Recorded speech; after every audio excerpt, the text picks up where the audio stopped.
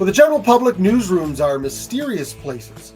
Usually seen only in movies or TV shows. Some suspect they are like fast food joints for rich owners who set the menu for us to consume and discard information devoid of actual intellectual nutrition.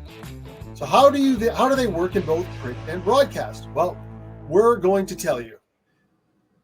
We're going to start, as always, with my brother Scott Colby. He's a journalist with 36 years of experience as a reporter, columnist, editor, photographer, and designer, as well as being a national best-selling author and the creator of the Coach Colby Writing Academy. Visit his website, coachcolby.me, for a free insider's cheat sheet on how to write effective op-eds.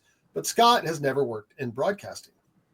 And he's Craig Colby, who has spent 37 years in broadcasting. He's an award-winning executive producer and author and owner of Colby Vision, a video production and consulting company. But Craig has not worked in print. Fortunately, our guest today has not only worked in newsrooms in print and broadcasting, she's worked in the same newsrooms as Craig and me. Her name is Laura Boast. She's worked for the Chronicle Journal, the Kingston Whig Standard, Metro, the Hamilton Spectator, CBC, Discovery Channel, as well as in communications in both government and private businesses. I'm sure we've missed a few in there. She is also an honorary Colby, and she knows her stuff. Yes, that's not the biggest reason she's an honorary Colby. She is super opinionated and is free with those opinions, which makes her very much like our family. Laura, welcome to the show. Thank you so much, my brothers. All right. It's good to be an honorary Colby, I have to say. Yes, there are many better things to be. So let's just get right into the good stuff here. How are stories generated in a newsroom? Okay, so definitely one thing I want to say right off the bat about newsrooms is that they are people. Newsrooms are people, humans. Like you hear about troops are people, newsrooms are people too.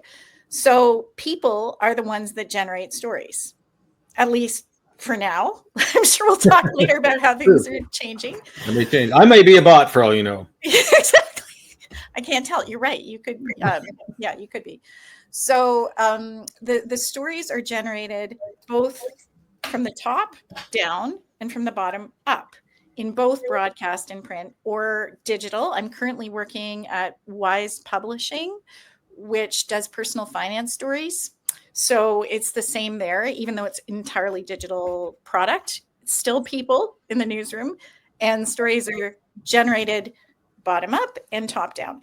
So you'll have, in the case of a newspaper, generally they're called assignment editors or departmental editors. Scott's one of those kinds of people. I've done that for many years. For many, many years. Yeah. And so they generate the ideas. They have really a depth of experience to come up with what is current, what they might be prescient and see something coming down the line that needs to be addressed, or they might go the old school route and pull from press releases, which are a bit of a dying breed, or social media is more and more a source like Reddit. So top down, and then same bottom up. So really lively newsrooms in both television and print have super passionate people working for them. I include us among them, that have a lot of ideas and come up with ideas sometimes out of the blue sky, like scientists just like throw out to discovery, but have a hypothesis, they want to test it with a story, or they likewise have seen something out there in their community and they want to report on it. And that's how stories are generated. And what's the process the story goes through before it gets to the public? Great. So this is one of the things where I want to, as a fellow journalist, somebody supporting democratic free media, I want to say that there really is a process and that there's accountability generally. So whether it's a story generated by a reporter or it's already been vetted at the top by the assignment editor, even before somebody starts work on that story, there has to be a little bit of research ahead of time to make sure that the story is legitimate. So that's step one. It might die. It might die before somebody even writes it. Then the story is or produces it. Pardon me, talking broadcast as well. Then that might be a researcher's job. You're a bigger newsroom or a broadcast newsroom to do that preliminary work. Then, yeah, the reporter or journalist proceeds with the story. But that's just step one. Then, and this is about checks and balances, and that's something I'm proud of in proper newsrooms, is vetted. The story has to be examined by a producer, a more senior producer, who might spot some issues not only with how the story looks, if it's a broadcast piece, or how it reads. In terms of newspapers, same. There's really high standards of fact checking. So there can be copy editors, fact checkers, and increasingly that look at things like copy editing is just as relevant to broadcast, because often broadcast companies are posting their stories online. So there's triple checks of that kind of information. And if it lives, as both print and broadcast stories do these days online, it's continuously having to be updated. So, sorry, you asked before it gets to print. Before it gets to print, there's a lot of checking that things are accurate, that they're legally safe, that we're not going to be sued for libel. And I have been threatened with suits, I can say, and it's sort of a point of pride, and the people didn't win. But there's a lot of checks and balances before something gets out there. What's the difference that you've seen in newsrooms between print and broadcast in all of those factors that you just went through? Preparation, story generation, culture, things like that. It's the culture thing that I really like to talk to. So, okay, I mean, my sample size, it's my experience and my subjective experience. I would say, yeah, the thing that is common across both, I want to start with the commonalities because they're the most important thing, is the passion and the excitement and the news junkie. There is no question that all of us on this podcast today and all the people I've worked with are just buzzing with energy when it comes to great stories or reports. Like I'm one of the people that thinks that boring old, Board of Education reports can actually be just as exciting as a story because you're empowering the public. So I would say in common with both print and broadcast is wonderfully passionate people that really care about getting information out to the public. I would say traditionally my experience is print people are a little bit more handsome. Yeah. They can be a little bit more introverted. Like they're people that don't want to be in front of a camera. And even the producers like myself who didn't want to be in front of a camera actually are really like extroverted. So I think you're an exception, Scott, but a lot of print journalists traditionally have been a little less, they're a little bit more subdued. Whereas everyone I've ever known in television is loud and competing and in your face it's like my story's the best over the story meetings. And it's fun. Like it's fun either way. You have intriguing conversations with characters like Howard Reed, who we can talk about, Scott, later, that do social. Lots of eccentric people in newsrooms, for sure. Eccentric. Yeah.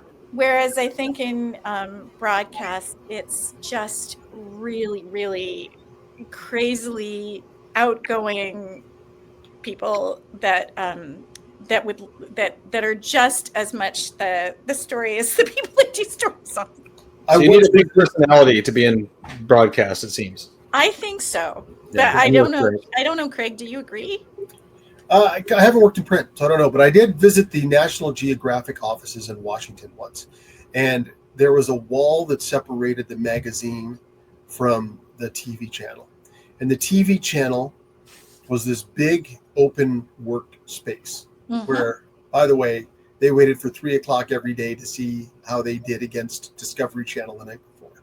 And if you walked through and it was big, open, now I wouldn't say loud, but open and, that type. And then you walked across opened the door and walked into the National Geographic magazine side, and it was like a library.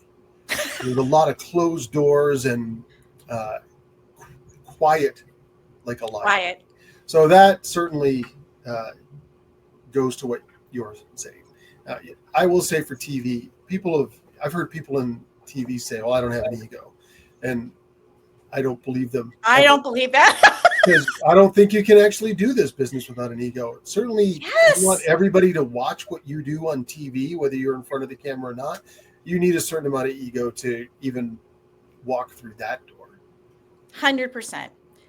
And I'm starting to wonder, Scott, you would certainly experience this at the Star. I know I see it at a lot of bigger publications on both sides of our Canadian-American border. New York Times, more and more print journalists have to be everything journalists, and they have to be able to appear on camera now. So there's a caveat to what I just said. I think that might be shifting. I think increasingly print journalists may have to have the ego that you're talking about, Craig, because they have to appear on camera and explain their stories to the audience directly. And they're really great at it. And so I'm wondering if that culture, if you were to do an anthropological study now, if it's changing. What I see now is, I think the print reporter is still basically that same beast, but it's just one more thing you're expected to do, right? And so they do it, and most of them do it reluctantly. Like, they don't hate it, but it's like, this is just one more thing I have to do in my job. So I'll do a quick interview, I'll do a stand up or whatever, but I don't see it yet that it's attracting a different type of person. I could be wrong, but But I do think that beautiful thing still is true across both, that we are charged by the adrenaline of news, and hopefully, I mean, sometimes it's just purely the excitement of being the first with a story.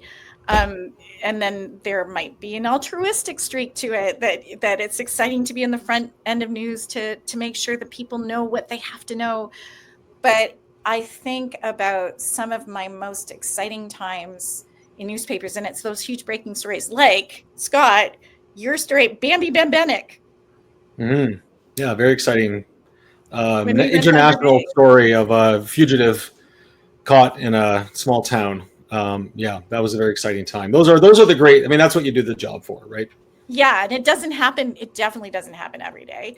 And then I think about 9/11, how thrilling it was, Craig, when I was at Daily Planet during that time at Discovery Channel, and all of us in that newsroom, we came together. It's sort of like a car crash, but in a good way. But you guys know, when a big story hits, if you're in a car accident, and I have been in one, everything goes really slow motion suddenly. Like, there's crisis, there's chaos happening, but it's like, and you see things happening second by second. And I think newsrooms collectively, all the journalists get like that in a crisis or news breaking story, that everybody suddenly is able to focus on what they have to, and there are all so many roles to get the stories out. And our team pulled together, like everybody pulled together during 9/11 to tell the stories from a science side that would help the public make sense of what is so hard, this tragedy, to understand, and felt so proud to have been a part of that. Yeah. So what I remember about 9/11, Laura, is I was working on a science of food show, and our whole everybody who was working on long form, which was like a wall over from the newsroom, walked over and just said to the executive producer, Jay Minge at the time, "What do you need? How can we help?" I wrote the lead story that day. Wow. So, yeah, I think one of the best things I've ever written, because you're just trying to simplify the horror that you saw, right? So, yeah, that's when the big things happen. You definitely want to, I wouldn't say like, hey, I want to get in on it, but you certainly want to make sure that the place you work for puts their best foot forward and serves the audience well. 100% serving the audience. Yeah. And I would say that is true of both print and broadcast and digital as well, where I am now. We want to make sure that our audience, our online audience, gets what they need. Yeah, for sure. One more quick question about print versus broadcast, and this was something you mentioned in our pre-interview. I'm always transparent about because we're pulling back the curtains here. The ways stories are generated in print versus broadcast, what difference have you noticed? One thing that concerned me coming from print, so in print, I talked about the bottom up, generating from journalists themselves. A lot of what we did, Scott, you were part of this, is we as reporters came up with a lot of our own ideas and pitched them. And because we were a relatively small paper, a lot of the time we got a yes, because there's only so much content. And at the time, there were a lot of ads. It was nice. It was a nice time in newspapers. So we had to fill pages to surround the ads with stories. So there was a lot of original reporting. So I was kind of surprised when I went to CBC, even my first broadcast experience, that there were many stories that were pulled from other like print media. That shocked me. So Scott, from the Star, I noticed stories from the Star were being used, and how are we going to cover this at Marketplace? And I thought, well, we can come up with our own ideas, can't we? That's what we did in print. And same when I came to Discovery, there was a similar, let's rip off what's in the, I mean, literally rip from newspapers, rip off, but rip in terms of mind, the story from the newspaper and produce it for television. And I thought sometimes I would talk to my friends in broadcast about this and say, why don't more people come up with their own stories? And they would come back with, oh, print newsrooms are so much better resource. There are more journalists. And I'm like, I don't know if they're costing out pencils and notepads and garbage cans the way they did it. Journal. Not that well resourced in print, but it's just a different culture. So yeah, Craig, I would say it's sort of this cultural expectation that you will take stories from another media organization to produce it's same brilliant people on both sides. So I just, that sort of surprised me. I know that in our little Thunder Bay newsroom where Laura and I first met back in 1990, which is hard to believe, that like a lot of us wanted to get out of there, right? So we were motivated to get the best possible stories we could. Like, not only did we want to serve the readers, which we absolutely did, but we also needed great clippings so we could move on to bigger and better endeavors. So I know that was part of their motivation. I'm sure it's the same thing in small broadcast operations, small stations like the Thunder Bay station. But certainly we had that. That was part of the culture, absolutely. To come up with your own ideas, come up with your own stories, get a scoop, be the first with it. Yeah. And in order to be the first with it in print, you really had to be the first with it because you had to have it 24 to 12 hours before broadcast, right? That's right. Yeah. And so, that was a big motivator too, is like you had to have that scoop and no one else could have it until the next morning or next afternoon. There were afternoon newspapers back then. So those were those are big motivators as well. That really bred in that competitiveness into your journalistic DNA at the time.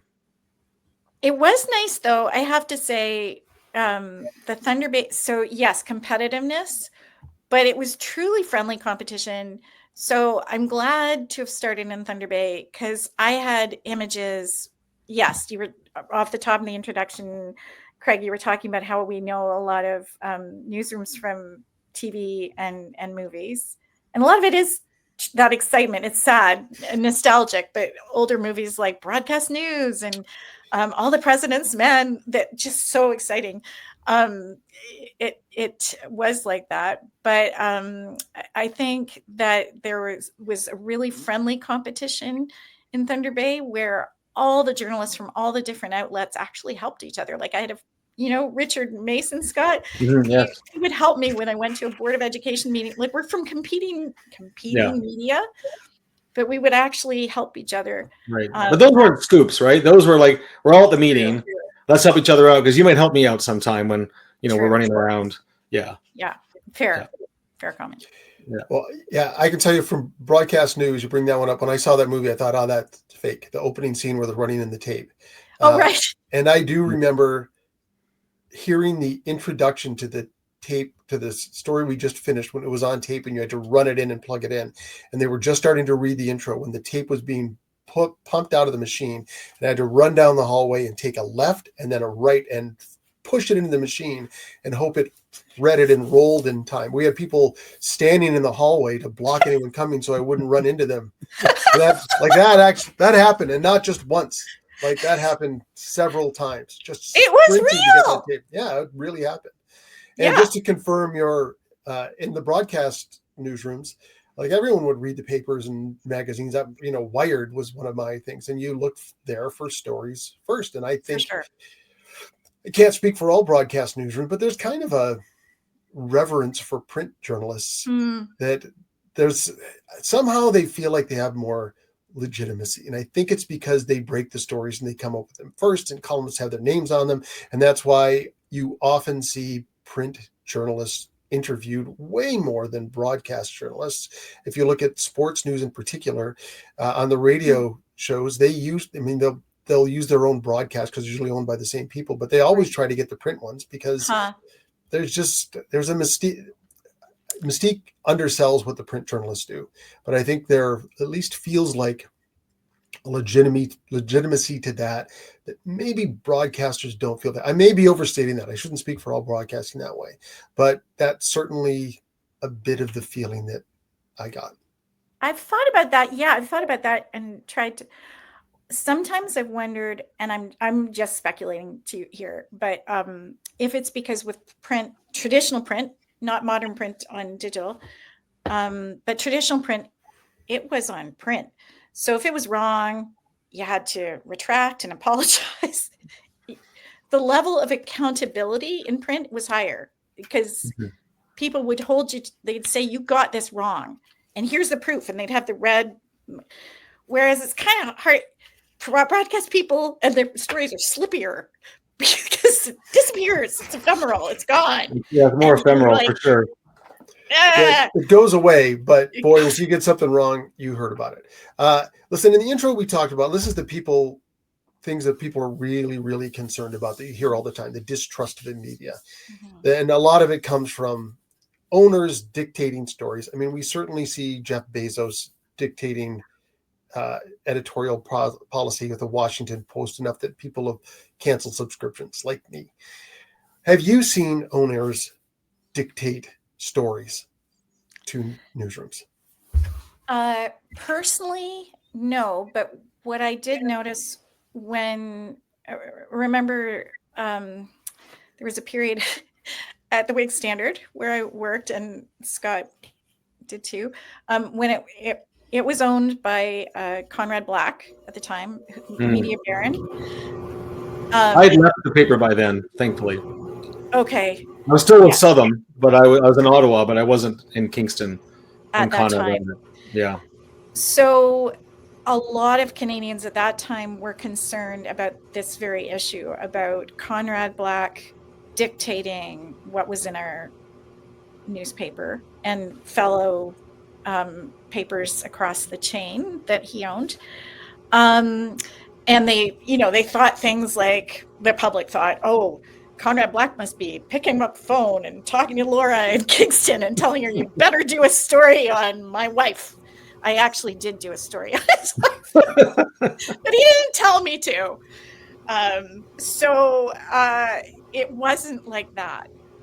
But you know how, and yes, we talked about this in our pre-interview too, Craig, about, as you put it, self-censorship. So I did notice that did happen.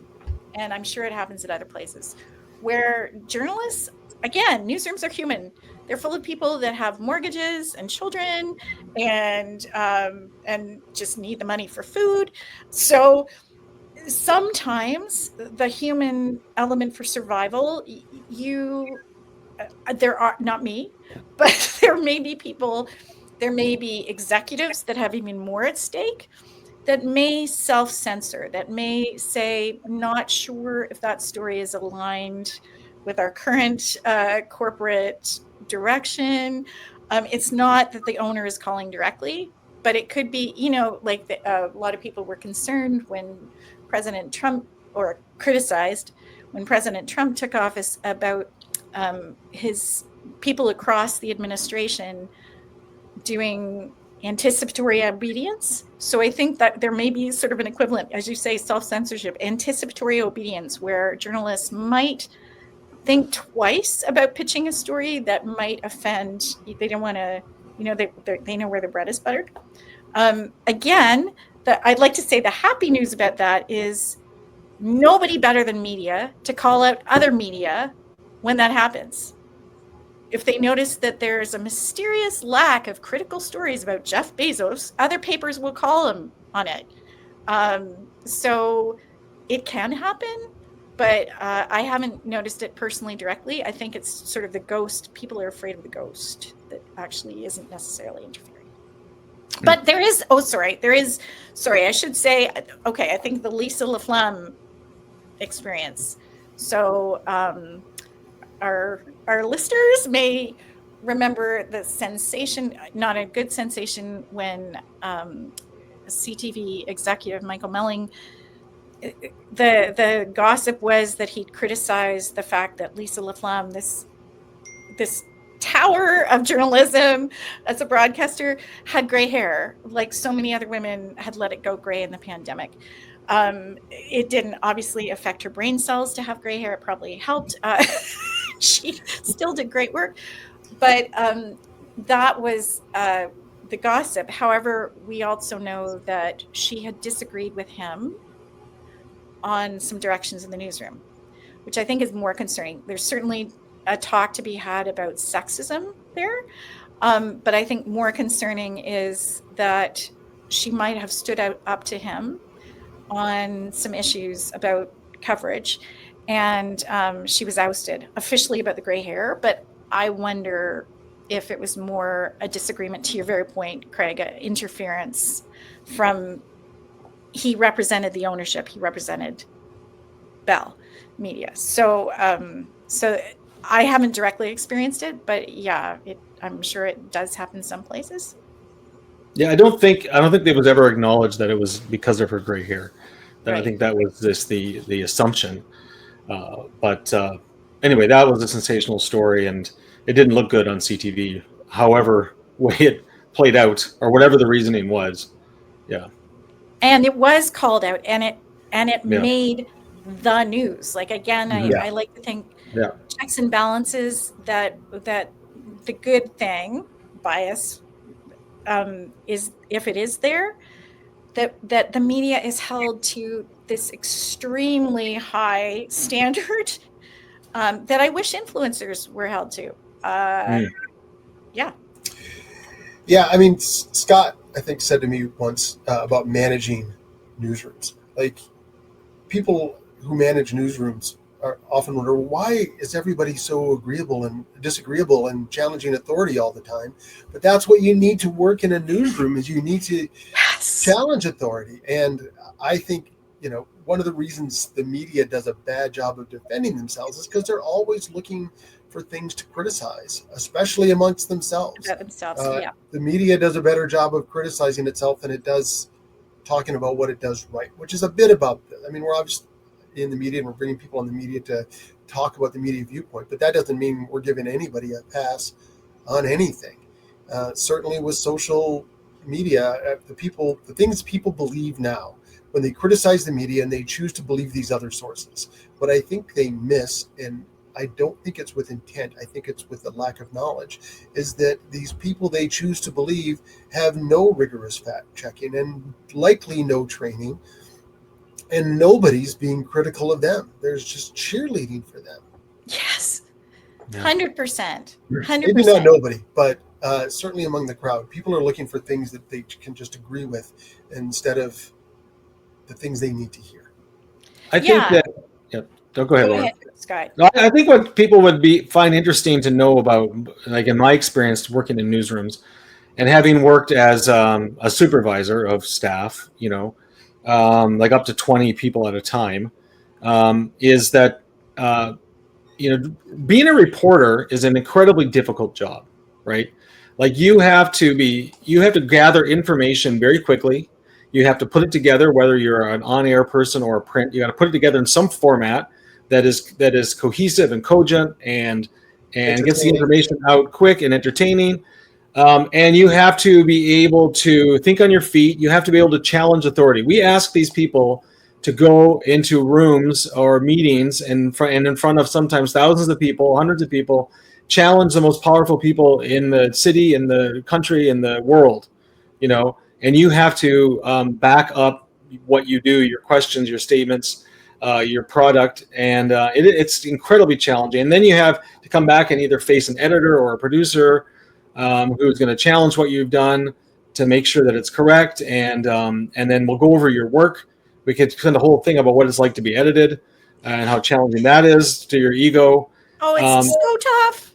Yeah, but at the end of the day, the qualities that make a good reporter can make them a pain in the ass because they're going to challenge you.